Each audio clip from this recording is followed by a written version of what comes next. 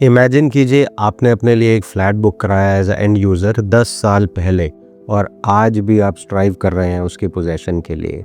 So there are many buyers, there are many end users who book their flat 10 years before, 15 years before, and still waiting for their possession to come, still living in rented spaces, still paying heavy EMIs and still paying the rents, but no possession yet. So welcome to my channel The Vipul Talks. This is your host Vipul और आज की video में हम बात करेंगे गुड़गांव की उस dark side के बारे में कि कैसे ड्रीम होम्स डिलेड होम्स बन के रह गए। So welcome to the Gurgaon real estate reality check where ambition meets delays. So early 2010 में डेवलपर्स का एक एजेंडा होता था मार्केट को तेज़ करने का, एक प्रॉमिस, और वो प्रॉमिस था 3 से 4 साल की पोजेशन टाइमलाइन। 2013 से पहले लगभग दिल्ली एनसीआर में 172 प्रोजेक्ट्स लॉन्च हुए और 120 प्रोजेक्ट्स डिलेड रहे और एवरेज 8.5 ईयर्स का डिले चल रहा था दिल्ली एनसीआर के प्रोजेक्ट्स में। आप यकीन मानिए 172 प्रोजेक्ट्स में से 120 प्रोजेक्ट 8.5 साल से लेके लगभग 17 साल तक डिलेड है। ये इतना बड़ा नंबर है जो सोचने से भी डर लगता है। अगर हम माइक्रो मार्केट की बात करें तो शायद हमें ये चीज़ पता नहीं चलती, but industry as a whole, मैं सिर्फ दिल्ली एनसीआर की बात कर रहा हूँ, अभी तो मैंने दूसरे शहर का डेटा निकाला ही नहीं और बताया ही नहीं। सिर्फ दिल्ली एनसीआर में almost 75% of the launched products before 2013 got delayed for more than 8.5 years। ये अपने आप में एक बहुत बड़ा नंबर है। और अगर सिर्फ गुड़गांव की बात करूं तो गुड़गांव में भी ऐसे बहुत सारे क्लासिक एग्जाम्पल्स थे। Just to name few, sector 109 में OSB 8.5 साल से लटका हुआ है। अंसल्स फर्न हिल अप्रॉक्सीमेटली 14 साल से पोजेशन ड्यू है, अभी तक नहीं आया। और इस ग्रीनोपोलिस 14 साल हो गए उसको भी, अभी तक पोजेशन नहीं आया। और रहेजा रेवांता जैसे प्रोजेक्ट्स जिसको 8 साल हो चुके हैं उसका भी अभी तक पोजेशन नहीं आया। तो ऐसे लगभग 6 लाख घर 2013 से पहले जो लॉन्च हुए थे दिल्ली एनसीआर में, आज तक लोगों को नहीं मिले। कुछ मिल गए 8-9 साल के बाद, बट 6 लाख घर आज भी हैं जिनकी वेट करते करते शायद लोग बूढ़े हो गए, अपनी सेविंग्स को ख़त्म कर दिया, बहुत लोग परेशान हो गए, कुछ फैमिलीज़ टूट गई, बहुत सारी प्रॉब्लम देखी बहुत सारे लोगों ने। इस पे गवर्नमेंट ने अगर कुछ किया तो सिर्फ़ और सिर्फ तारीख दी, सिर्फ़ और सिर्फ लीगल बैटल्स लड़ती चली गई, कोर्ट केसेस 10-10 साल से चल रहे हैं, बट पोजेशन का कुछ प्रोजेक्ट्स में आज भी कोई पता नहीं है। बहुत सारे डेवलपर्स दिवालिया हो गए, NCLT में चले गए, उनको टेक ओवर करने के लिए आज कोई कंपनी नहीं है, कोई गवर्नमेंट फंड नहीं है। कुछ माइक्रो मार्केट्स में जो डेवलपर्स की इंटेंशंस फिर भी ठीक थी, वो सरकार से फ़ंड लेके आए, स्वामी फंड जैसे पैनल पे लेके आए अपने प्रोजेक्ट्स में।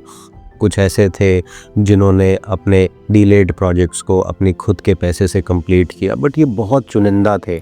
मेजर डेवलपर्स ने सिर्फ़ और सिर्फ आवाम को परेशान किया, जिन्होंने पोजेशन नहीं दिया और वो खुद बर्बाद होके चले गए।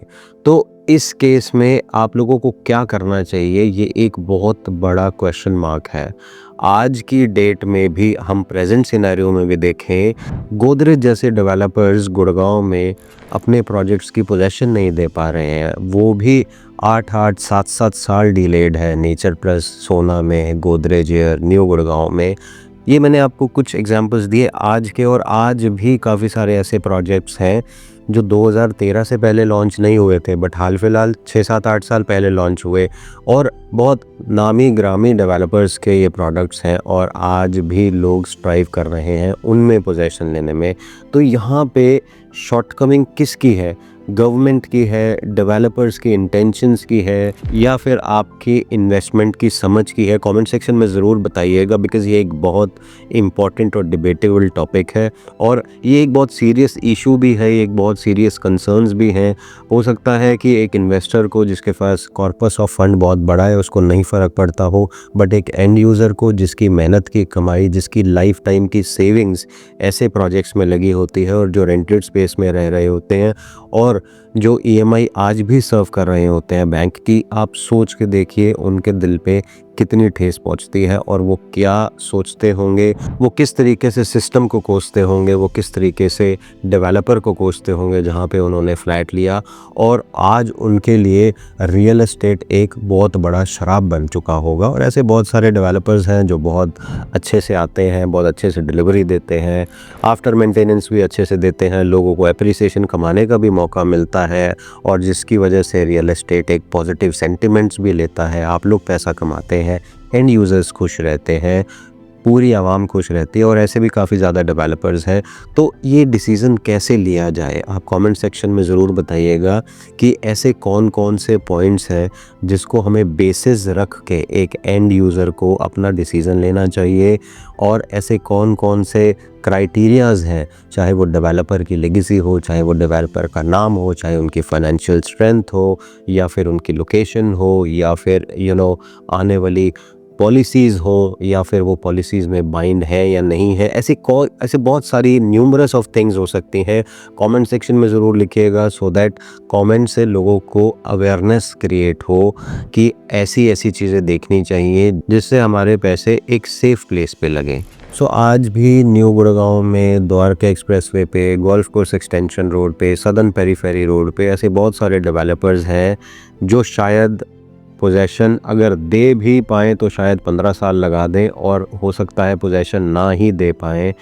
ऐसा नहीं है कि वहाँ पे पॉलिसीज़ कमज़ोर हैं या फिर रेरा की नरमी है, बट इंटेंशंस में कुछ कमी है कुछ डेवलपर्स की, और कुछ डेवलपर्स की फाइनेंशियल स्ट्रेंथ इतनी पुअर है कि वो अपनी मनी को रोल कर रहे हैं। और जिस तरीके की मार्केट आज की डेट में चल रही है, मार्केट एक सस्टेनेंस और स्टेग्नेशन की तरफ चल रही है। मैक्सिमम चांसेस हैं कि बहुत सारे डेवलपर्स आने वाले टाइम में फंस जाएं। पोजेसन और कॉम्पनसेशन तो बहुत दूर की बात है, शायद आपको वो घर कभी बन के ही ना मिले। तो कमेंट सेक्शन में ज़रूर लिखिएगा कि आपको कौन कौन से ऐसे डेवलपर्स लगते हैं गुड़गांव मार्केट में जो इस रेस में शामिल हैं, जो शायद अपने प्रोडक्ट का पोजेसन टाइम से ना दे पाएँ, डिलेड रहें, और शायद पोजेसन आए ही ना।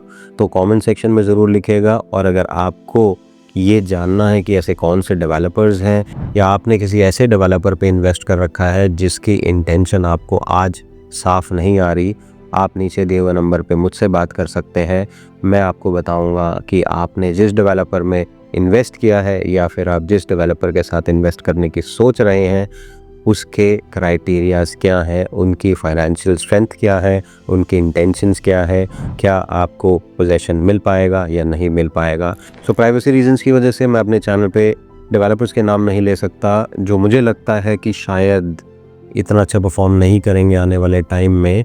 बट आप मुझसे कॉन्टैक्ट करके ये ज़रूर पूछ सकते हैं कि मेरी नज़र में ऐसे कौन से डेवलपर्स हैं according to their financial statements और मैनी अदर थिंग्स जो मुझे लगता है पोजेसन में काफ़ी ज़्यादा स्ट्रगल करने वाले हैं, और आपको उनसे थोड़ा सा बच के रहना चाहिए।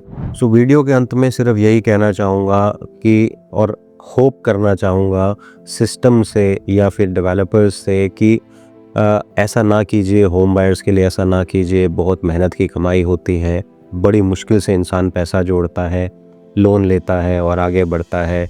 उम्र बीतती चली जाती है बट पोजेसन नहीं आता, तो ऐसा नहीं होना चाहिए। गवर्नमेंट को भी बहुत स्ट्रिक्ट पॉलिसी बनानी चाहिए। और आप लोगों के लिए भी एक सजेशन है कि आप भी अपनी पूरी ड्यू डिलिजेंस करके एक प्रॉपर्टी में इन्वेस्ट करें, क्योंकि वक्त का कुछ नहीं पता। अगर आप ड्यू डिलिजेंस करके एक अच्छे डेवलपर के साथ इन्वेस्ट करेंगे तो आपको यकीन मानिए चैन की नींद आएगी, और आपको आपका घर भी मिलेगा, उसकी एप्रिसिएशन भी मिलेगी, कैपिटल एप्रिसिएशन भी मिलेगी।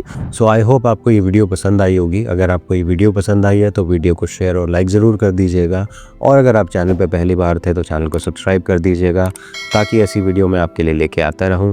आज के लिए thank you. I will see you in the next video.